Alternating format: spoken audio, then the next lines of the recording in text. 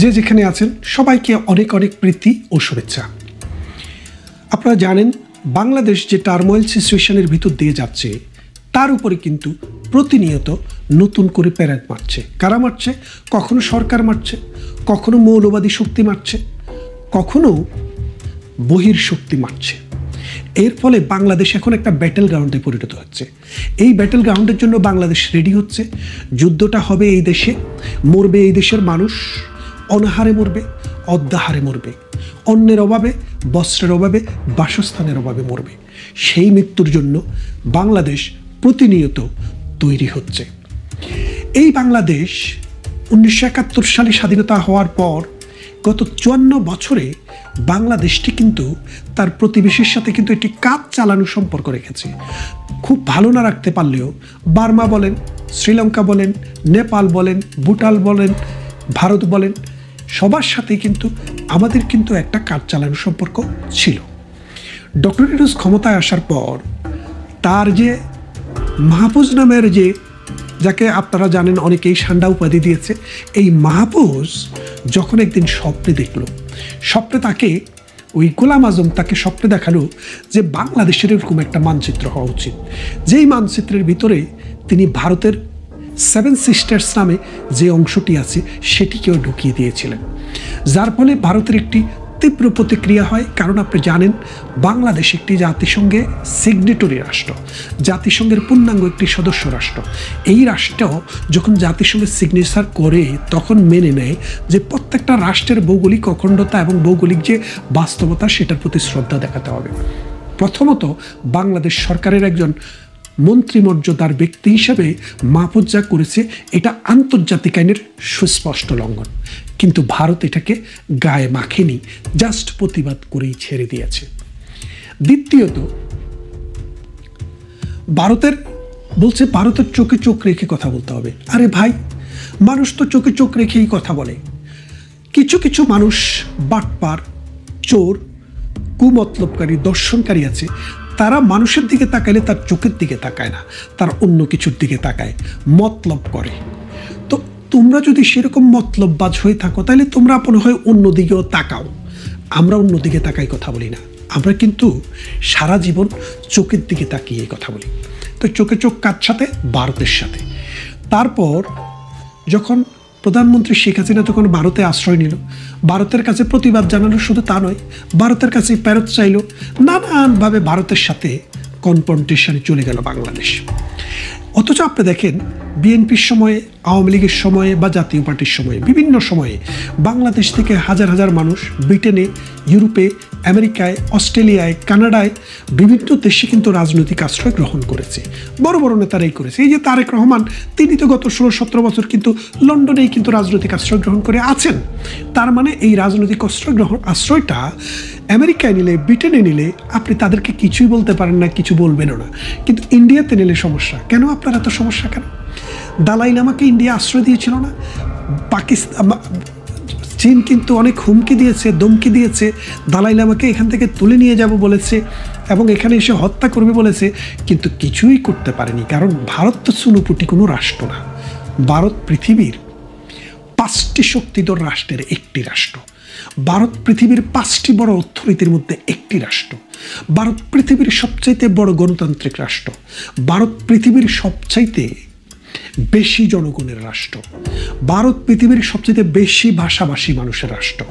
ভারত পৃথিবীর সবচাইতে বেশি বর্ণের এবং ধর্মের বসবাসকারী মানুষ রাষ্ট্র। সুতরাং ভারতকে আপনি ডক্টর ইউনূস এত ছোট করে দেখছেন কেন? কিন্তু সাম্প্রতিক সময়ে ভারত সম্পর্কে যে মন্তব্যটি করেছেন ডক্টর ইউনূসের স্বরাষ্ট্র উপদেষ্টা জাহাঙ্গীর আলম সাহেব, লজ্জার, অপমানের এবং ধৃষ্টতার। তিনি বললেন যে পার্বত্য চট্টগ্রামের যে অশান্তি, এটাতে ভারতের ইন্ধন থাকতে পারে। আপনার কাছে কি প্রমাণ আছে? একটা রাষ্ট্র সম্পর্কে পায়ে পাড়া দিয়ে আপনি যে একটা ঘটনা ঘটাতে চাচ্ছেন, আপনার কাছে কি প্রমাণ আছে? কোনো প্রমাণ নেই। অথচ আমরা জানি এই পাহাড়ি এবং বাঙালি সমস্যা এখন সৃষ্টি হয়নি। 1965 থেকে 67 সালে পাকিস্তান রাষ্ট্রের সৃষ্টির পর এই পার্বত্য চট্টগ্রামের আপনারা জানেন একটি কাপ্তাই একটি লেক আছে, সেই লেকে বাদ দিয়ে যখন বিদ্যুৎ উৎপাদন করা হয় তখন লক্ষ লক্ষ পাহাড়ের মানুষ বাস্তুহারা হয়ে যায়, তাদের ঘরবাড়ি চলে যায়, তাদের সমস্ত বাস্তুহারা হয়ে তারা বিখেরিতে পরিণত হয়। তাদের মধ্যে যে সেই ক্ষোভ কিন্তু 1971 সালে মহান মুক্তিযুদ্ধের পরও শেষ হয়নি। তারপরে বিভিন্ন রাজনৈতিক সরকারের সময় নানাভাবে এটাকে প্রশমনের চেষ্টা করা হয়েছে, কিন্তু সেটা প্রশমন করতে পারেনি। প্রধানমন্ত্রী শেখ হাসিনা ক্ষমতা আসার পর পাহাড়িদের সাথে একটি শান্তি চুক্তি করে এটাকে একটা সুন্দর জায়গায় নিয়ে এসেছিল। এই প্রধানমন্ত্রী শেখ হাসিনা চলে যাওয়ার পর ডক্টর ইউনূসের ভ্রান্ত নীতি এবং নির্যাতন অত্যাচার মানুষকে নিরাপত্তা না দিতে পারার কারণে সেটা এখন ফুসে উঠছে। পাহাড়ি একটি নারীকে ধর্ষণ করেছে। ধর্ষণ শুধু পাহাড়ে হচ্ছে না, পুরা বাংলাদেশে টোটাল গত 9 মাসে 600 নারী দর্শিত হয়েছে। আপনি চিন্তা করে দেখেন, 9 মাসে 600 নারী দর্শিত হয়েছে, তাহলে প্রতিদিন গড়ে কতজন নারী দর্শিত হচ্ছে বাংলাদেশে? এগুলা তাও যেগুলো পত্রিকায় আসে সেই খবর, পত্রিকায় আসে না। জোর করে ভেড়া ভেঙে নানানভাবে রাজনৈতিক প্রেশার করে আরও কত দর্শন হচ্ছে, আর মাদ্রাসাগুলোতে কি পরিমাণ বলৎকার হচ্ছে সেটাকে যদি হিসাব করেন 600 কি 6000 হবে। এর ধারাবাহিকতায় পাহাড়ি একটি নারীকে দর্শন করা হয়, সে পাহাড়ি মেয়ে, এবং তারা যখন এটার প্রতিবাদ করে তখন পুলিশ এবং আর্মির গুলিতে 3 জন মারা যায়। তারই ধারাবাহিকতায় পাহাড়ে আগুন। অথচ আমাদের এই মূর্খ এই বুড়া স্বরাষ্ট্র উপদেষ্টা বলছেন যে এটা নাকি ভারতের চক্রান্ত অথবা আওয়ামী লীগের চক্রান্ত। এখন বোঝেন বিশ্বটা কোথায় গিয়ে দাঁড়াচ্ছে। এর ফলে ভারত কিন্তু একটি স্টেটমেন্ট দিয়েছে। ভারত যে স্টেটমেন্টটি দিয়েছে সেটি অনেকটা চর মারার মতো বাংলাদেশ সরকারের। দেখি বাংলাদেশ সরকার কি স্টেটমেন্ট দেয়। ভারতে প্রতিনিয়ত মানুষের কাছ থেকে সরকারের প্রতি প্রেশার বাড়ছে যে বাংলাদেশের দৃষ্টতা, বাংলাদেশে একদিকে মৌলবাদী শক্তি। দেখেন মামুনুল হক কি বলেছে যে বাংলাদেশে যদি হিন্দু বা খ্রিস্টান অন্য কেউ থাকতে হয় তাদের কালচারে চলতে পারবে না, হিজাব বাধ্যতামূলক করা হবে এবং তাদেরকে ওদের হিজাবি স্টাইলে চলতে হবে। অথচ দেখেন পুরো পৃথিবীর সবচেয়ে বেশি মুসলমানের দেশ হচ্ছে ভারত, 32 কোটি মানুষ। সেই 32 কোটি মানুষ যদি এখন ভারত যদি বলে বাংলাদেশ ইসলামিক শাসন তোমরা চালু করেছো, করো, হিন্দুদেরকেও তোমরা মাথায় বোরকা পরাও, আর আমরা এই ভারতের 32 কোটি মুসলমানকে লেংটা করে ছেড়ে দেব, মুমিনুলরা কোথায় যাবে? মুমিনুলরা কি করবে? মুমিনুলরা কি পৃথিবীর খবর রাখে? তার দেশের বাইরে চারপাশে যে পৃথিবীতে আরও দেশ আছে, আরও দেশে মুসলমান আছে, অমুসলিম দেশে মুসলমানরা আছে, সেটা কি মুমিনুলরা জানে? জানে না। এই যে ব্রিটেন, 3 মিলিয়ন মুসলমান ব্রিটেনে বসবাস করে। 3 মিলিয়ন মানে 30 লাখ মুসলমান বসবাস করে। ফ্রান্সে তার চেয়ে কম নয়, প্রায় সমান বা বেশি। জার্মানিতে তারও বেশি। তাইলে আপনি যদি দেখেন 10 মিলিয়ন, 1 কোটি লোক শুধু 3 দেশ মিলিয়ে, ফ্রান্স, জার্মানি আবার ইংল্যান্ড মিলে, এরা মুসলমান। অথচ এই দেশের পশ্চিমা সংস্কৃতিতে মহিলাদের পোশাক পরিচ্ছদ যার ইচ্ছা মতো যেমন পরে, হাফ প্যান্ট পরে ঘুরে, কোনো অসুবিধা নেই। এখন যদি এই দেশে যদি মুসলমানদের নারীদেরকেও হাফ প্যান্ট পরতে বাধ্য করে তো মুমিনুলরা কি করবে? মুমিনুলদের কি সেই খবর আছে? এই মূর্খ, এই গণ্ড মূর্খরা এই দেশটাকে, এই জাতিটাকে ধ্বংস না করে ছাড়বে না। এখন ভারতে যেভাবে প্রেশার বাড়ছে জনগণের সরকারের উপরে, ভারত যদি আল্লাহ না করুক কোনোভাবে প্রলুব্ধ হয়ে বাংলাদেশের উপরে কোনো একটা আক্রমণ করে, বাংলাদেশ ছিন্ন বিচ্ছিন্ন হয়ে যাবে। বাংলাদেশ নানা সমস্যায় জর্জরিত, কোনো একটি সরকার নেই। বাংলাদেশে যে আর্মি আছে, এই আর্মি ভারতের সাথে 24 ঘন্টা পর্যন্ত লড়াই করার কোনো সামর্থ্য রাখে না।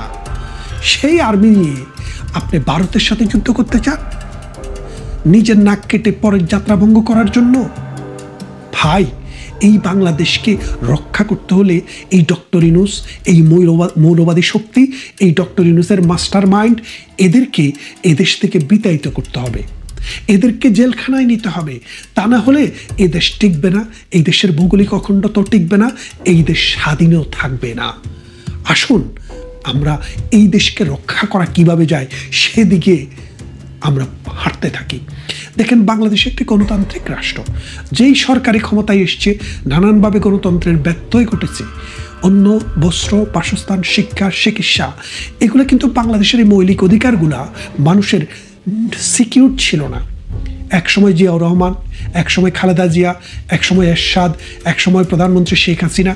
এইভাবে ধারাবাহিকতায় মানুষ কিন্তু একটা জায়গায় কিন্তু রাজনীতিবিদেরা দেশটিকে নিয়ে গেছে। নিয়ে যাওয়ার পর এখন এই বাংলাদেশটি দক্ষিণ পূর্ব এশিয়াতে সবচাইতে ভালো অবস্থানে ছিল, সেই দেশটিকে এখন ফকিরের দেশে পরিণত করার জন্য প্ল্যান হচ্ছে। মুমিনুল বলছে যে আমরা, মুমিনুল না, যে 14 গ্রামের আবদুল্লাহ মোহাম্মদ তাহের জামাতের নায়েবে আমির, তারা আবার ইংলিশে বা বাংলায় বলে না, ওরা আরবিতে বলে, উর্দুতে বলে নায়েবে আমির। সে নায়েবে আমির বলছে, কি বলছে, যে আমরা মধ্যপ্রাচ্য থেকে জাকাত এনে বাংলাদেশ উন্নত করে ফেলবো। তাহলে চিন্তা ভাবনা করে দেখেন, শকুন আকাশের অনেক উপরে উড়ে, কিন্তু চোখ থাকে ওই মাটিতে মরা গরুর দিকে। এই শকুনেরা বাংলাদেশের মরা গরুর দিকে তাকিয়ে আছে। এই মরা গরু তারা এনে বাংলাদেশের মানুষকে খাইয়ে বাঁচাবে। এখন আসুন বাংলাদেশকে ভালোবাসি, এবং যদি বাংলাদেশকে রক্ষা করতে হয় তাহলে আমাদের প্রতিবেশীর সাথে একটা সুসম্পর্ক রাখতে হবে। কারণ আমার আকাশ উঠতে গেলে ভারতকে লাগবে, আমার সমুদ্র দিয়ে বেরোতে গেলে ভারতকে লাগবে, আমার চারপাশের বর্ডারে যা করতে যাই ভারতকে লাগবে। এই বাংলার যে উৎপাদন তার বেশিরভাগই পানি দিয়ে হয়। এই উৎপাদন বলতে খাদ্য উৎপাদন। ভারতের 54টি নদী আমাদের বাংলাদেশের ভিতর দিয়ে গেছে। এই 54টি নদী যদি বন্ধ হয়ে যায়, বাংলাদেশে খাদ্য উৎপাদন 3 ভাগের 1 ভাগও হবে না, অর্ধেক মানুষ অনাহারে মরবে। তার মানেটা কি হচ্ছে, বাংলাদেশ অন্যের জন্য ভারতের দয়ার উপরে নির্ভর করে। বাংলাদেশের যে বস্ত্র, এই বস্ত্রের কোনো যে উৎপাদন আমাদের দেশে হয় তার সমস্ত কাঁচামাল ভারত থেকে আসে, যার কারণে আমরা ব্যবহার করছি। এই আমরা যে 70 বিলিয়ন বিদেশে রপ্তানি করি, এই রপ্তানির যে কাঁচামাল এটা ভারত থেকে আসে। এই যে ইউনুসের সময় এখনও কিন্তু সেটা বন্ধ নেই, সেটা আসছে। কারণ এটা না হলে উৎপাদন হবে না। আমেরিকাতে, ইউরোপে আপনি রপ্তানি করতে পারবেন না। আর যদি আপনি চায়না থেকে আনতে চান, আমেরিকা থেকে আনতে চান, তাহলে এটার কস্টিং এবং টাইম ভারতের চাইতে প্রায় 20 থেকে 30% বেড়ে যাবে।